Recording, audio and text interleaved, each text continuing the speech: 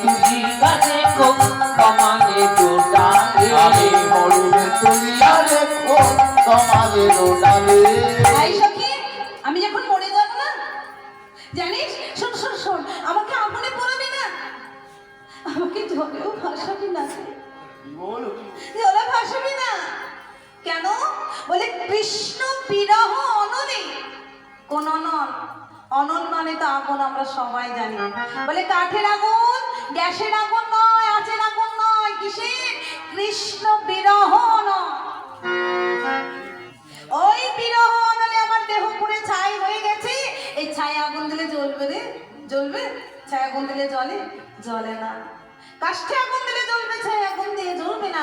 তাই কি করবি? কি করবি রে? আমার এই দেহকে আগুন দিয়ে পোড়াবি না, জলে ভাসাবি না, জলে ভাসাবি না। কেন? বলে যখন এই দেহটাকে জলে ভাসাবি, যমুনার প্রবল স্রোতে দেহটাকে ভাসাতে ভাসাতে এঘাট ও ঘাট করে যখন ওই মথুরার ঘাটে নিয়ে গিয়ে লাগাবে, যারা চেনে আর যারা চেনে না, যারা চেনে না তারা